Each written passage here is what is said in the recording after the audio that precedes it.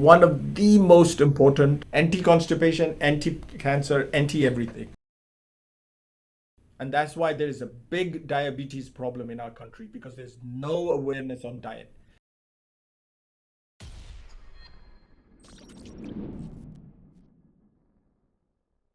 Hello and welcome to Khan Clinics, our weekly health and lifestyle show powered by American Muslim Today. In each episode, we dwell in the realms of wellness, exploring the latest trends, seek expert advice, and practical tips to help you live a happy, healthier life. Our aim is to bring a broader perspective to our American audience and discuss issues that impact your daily life by interviewing guests and experts from the US and around the world. From nutrition and fitness to mental well-being and beyond, we're here to empower you with knowledge and inspiration. So whether you're looking to boost your energy, revamp your diet, or simply trying to find a balance in your daily life, you're at the right place. Join us as we embark on this journey towards a better, brighter you. I'm your host, Dr. Amir Khan, and together, let's unlock the secret to living life to the fullest.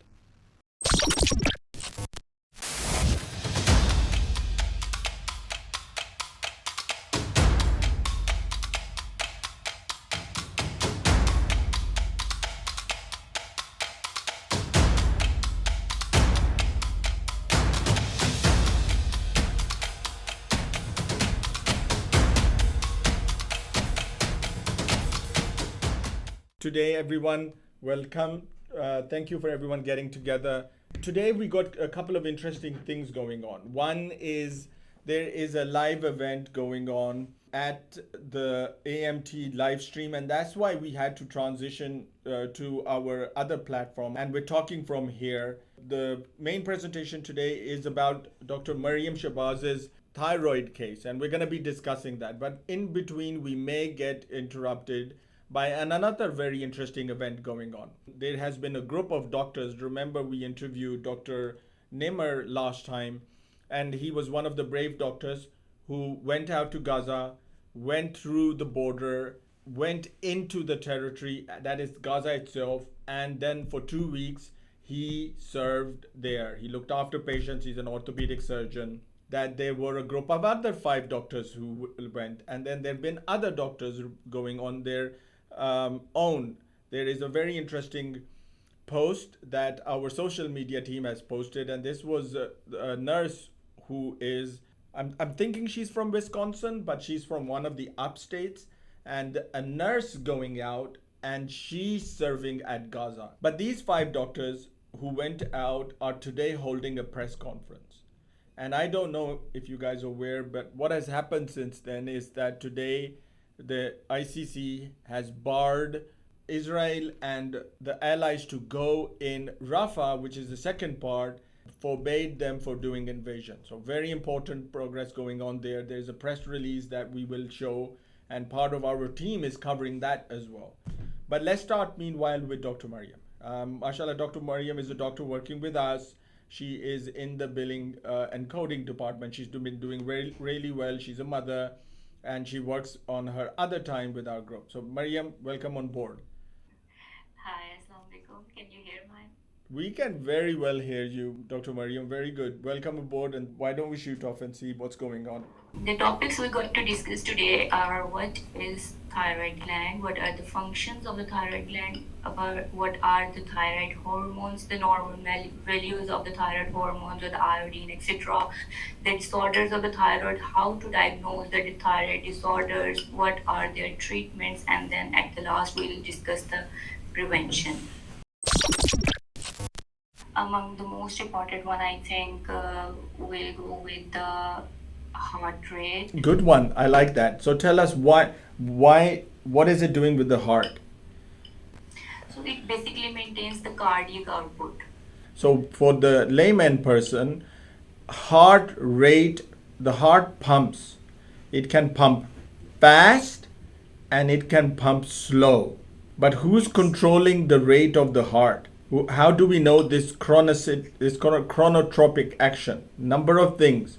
And that's where the sympathetic parasympathetic is. But one of the endocrines that have a role is the thyroid gland. Right up in, where is the thyroid gland? If you feel your, extend your neck. Let me just put my picture on so you all know. If you extend your neck, all of you, and you feel a ridge, you feel like a stiffer bone in the middle. Yes, it's a protrusion. Very good. Shanza said it's a protrusion. A bony prominence. Very good. That is called Adam's apple. And if you put your finger on it and try to speak, it moves up and down. So if you guys all say something like I'm talking and putting my finger on top of the Adam's apple, it moves. And then 2 fingers below is your thyroid gland.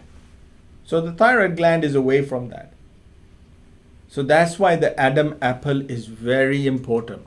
Okay, we want to say Adam's apple got stuck here, but if something gets stuck above it, anything above the Adam apple, if you put like a pencil inside, it will go into your airway. That means you can give breaths. So, and the patient will live.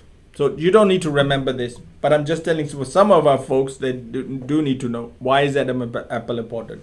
But the thyroid gland is right there underneath. Other thing that Dr. Maryam brought about is very fantastic.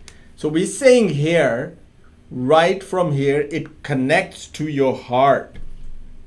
Somehow it sends signal to the heart and it controls the heart rate. You can make it go fast and it can make it go slow.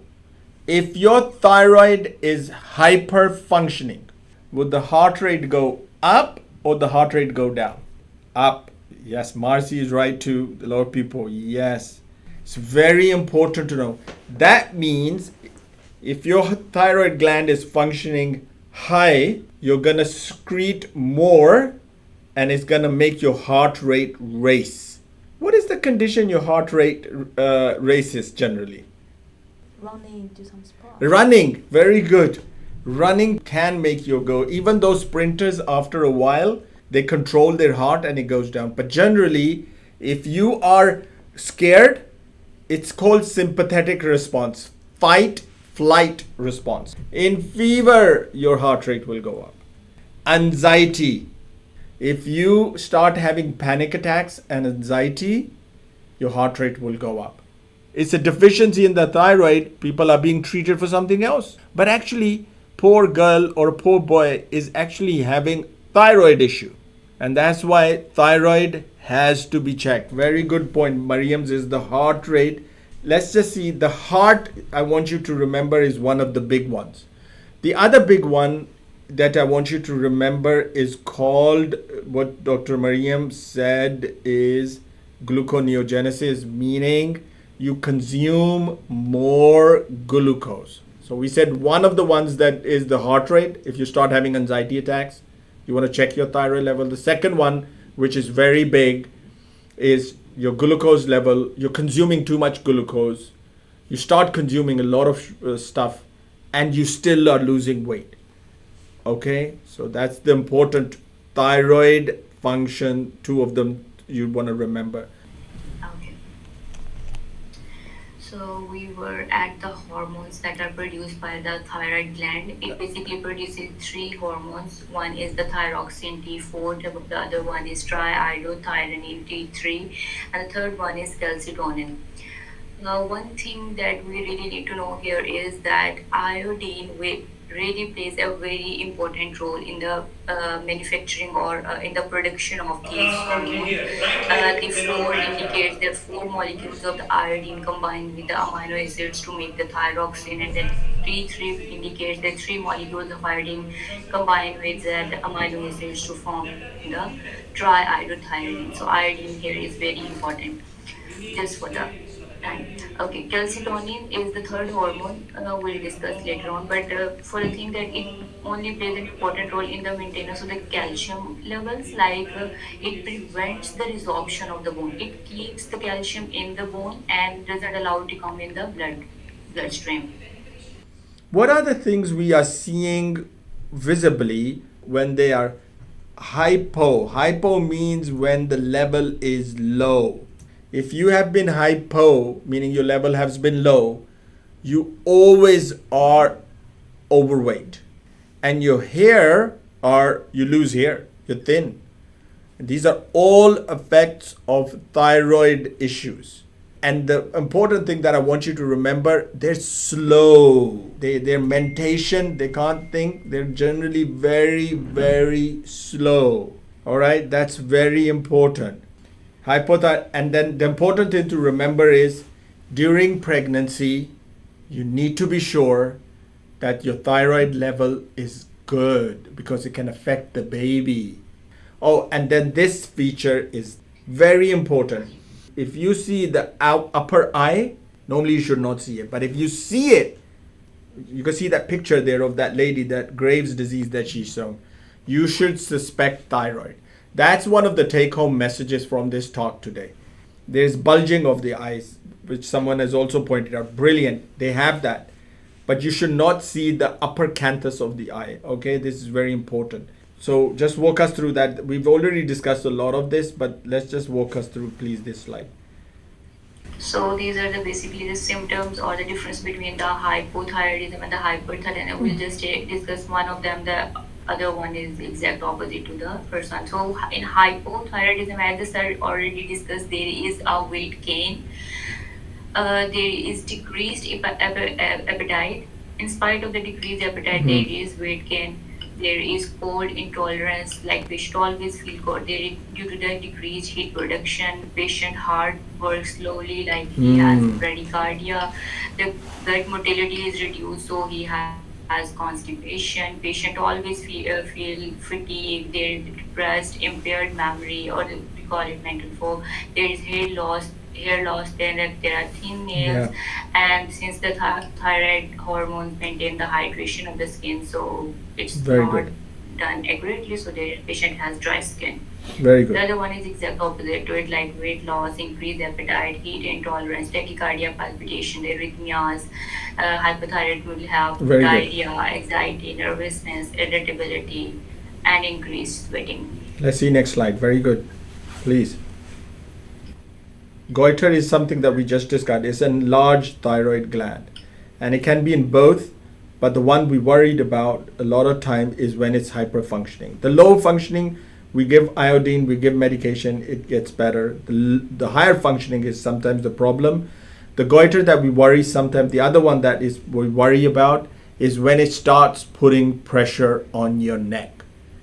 And that's when it's sometimes important. It can press, cause you being short of breath, can cause coughing, can cause sleep apnea, can cause a lot of little issues. So that's the goiter, and we have to sometimes have it treated. Let's see next slide, please. And brilliant pictures. That's how it looks like.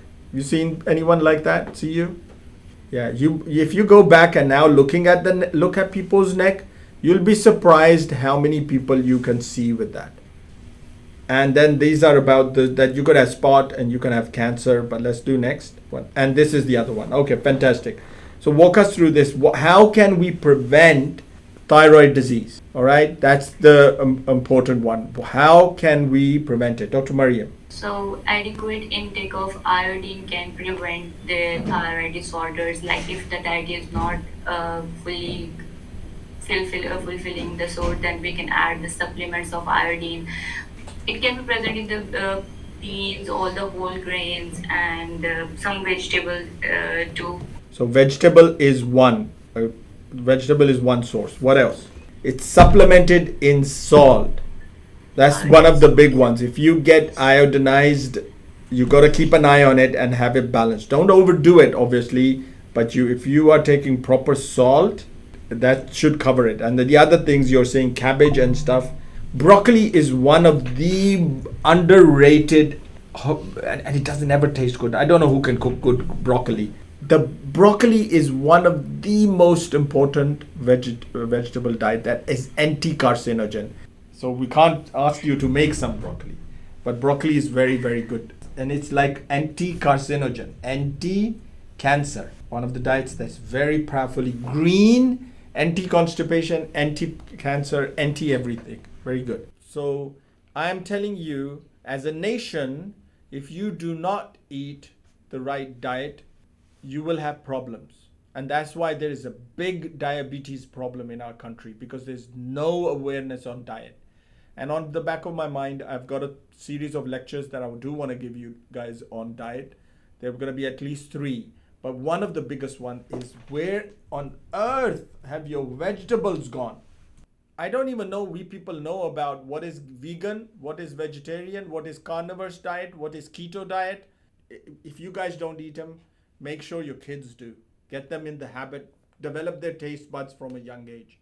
Introduce vegetables to them regularly, not just the dale and aloo. No, it's very rich in carbs. If you don't put those taste buds on their mouth now, they will never develop the habit. All right, guys, thank you very much. That's very good. Hopefully, you'll have a good weekend, and we'll see you next week. All right, thank you. And thank you, Dr. Maryam, once again. This was a brilliant presentation.